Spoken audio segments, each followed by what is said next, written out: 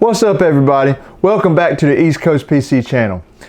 I'd like to dedicate this video to my grandfather. I ain't gonna say his name for privacy reasons, but he's in the hospital right now battling a head trauma, and thanks to the good Lord above, he is doing a lot better in the past 48 hours. But if you don't mind, please send a prayer up for him.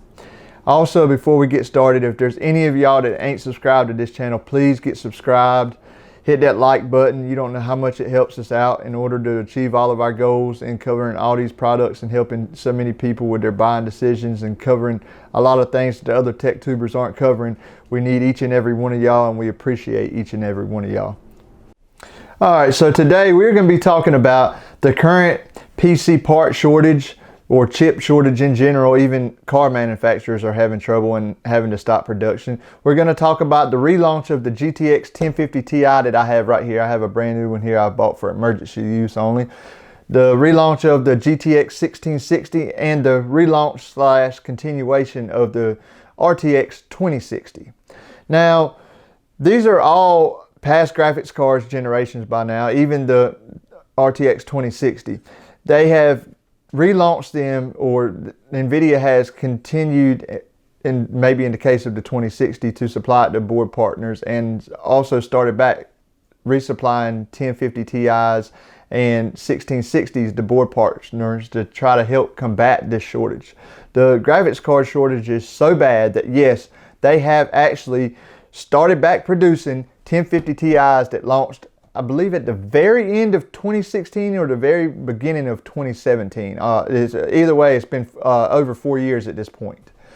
And this card was it was a bottom of the barrel card when it came out. The only gaming card lower than this was the GTX 1050.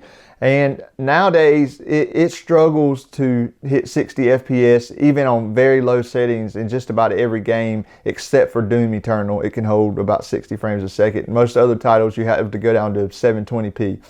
So it's not a suitable solution for the long term.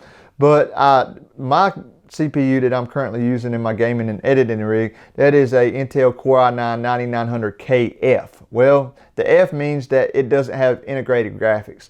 And, you know, just like most of you probably, if you didn't use the integrated graphics, you're like, oh, well, that's fine. Well, this terrible chip shortage, graphics card shortage has really made me think about that. Well, I wish I did have integrated graphics for an emergency. So it got so bad, I've been trying to buy a RTX 3090 for about really hard, really trying to buy one for about a month and a half now. Checking all the time, camping out for the Best Buy launches, entering the Newegg shuffles. I just cannot seem to get one.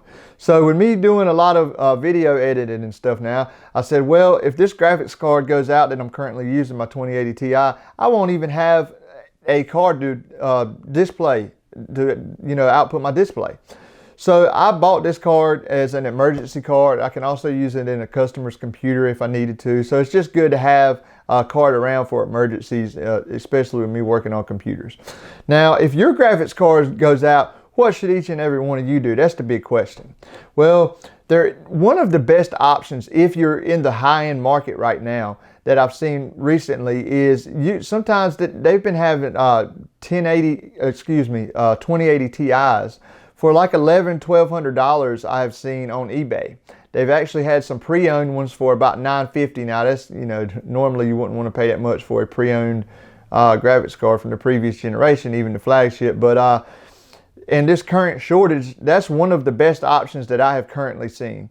It has gotten so bad in the past 2 weeks since Lunar New Year began that when I started, or even after I started looking for a RTX series graphics card, they were going for, the 3090s were going for about $2,400 to $2,500.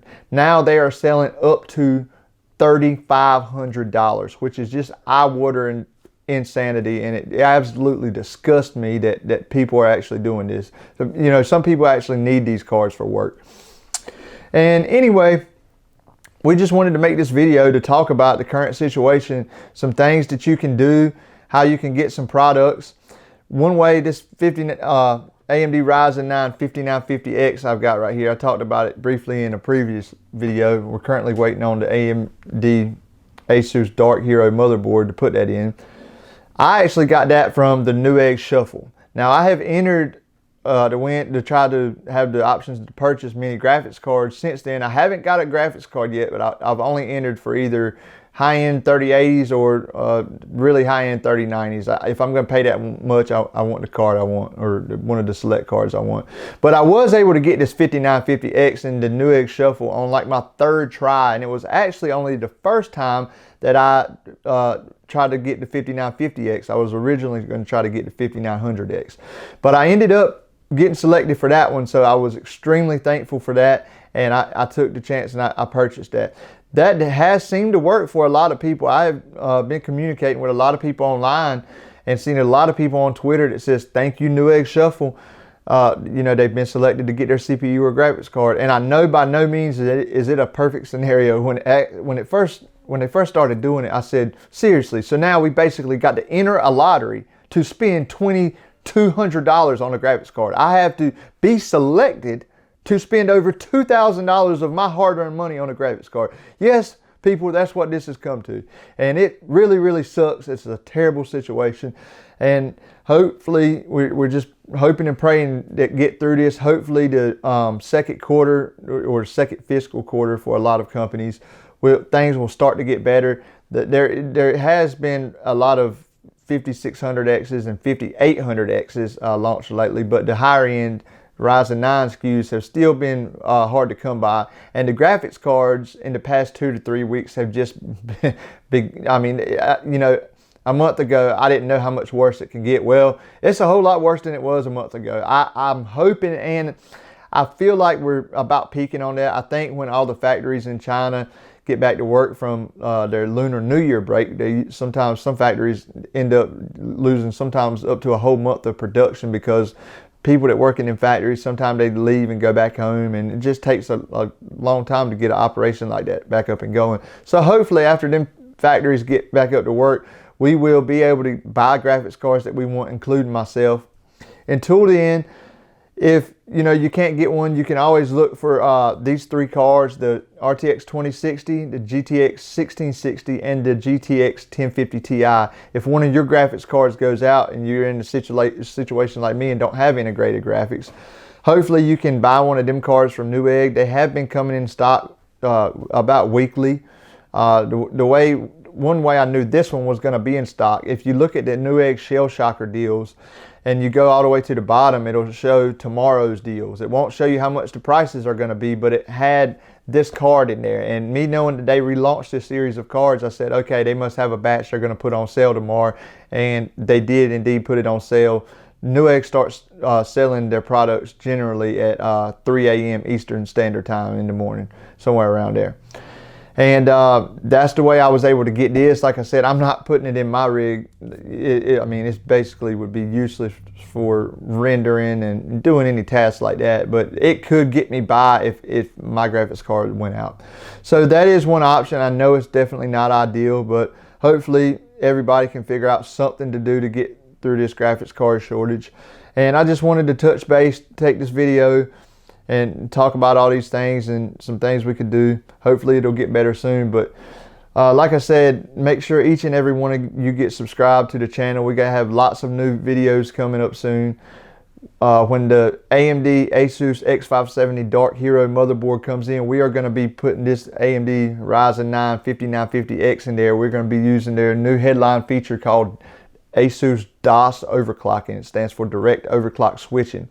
And it basically is a solution for the problem of Ryzen when you do a stable static overclock, say to 4.6 gigahertz. Well, then you lose the 4.9 to sometimes even up to 5 gigahertz boost that you'll get with Precision Boost Overdrive, because no core ever goes that high. So with direct overclock switching, you actually get the benefits of the single, 2, and 3, and 4 core higher turbos, and then we could run a static overclock of about 4.6 gigahertz that it would switch to once we passed a certain amount of current amps. So that's something we can all look forward to. It's going to be really fun seeing how far we can push that processor and seeing how much 4K video editing it can shred through, how much gaming we can do, 4K gaming and 1080p gaming really, that we can do with it. But thanks each and every one of y'all for watching this video. Make sure y'all drop a like, hit that subscribe button, and one more time, I would definitely like to dedicate this video to my grandfather. None of this would be possible without him. I wouldn't be the man I am today to do none of this if it weren't for him. And he even bought me the lights that we're using to film this video right now in. So, Granddad, I love you more than you could ever know. Get well soon, and I'll see all of y'all soon.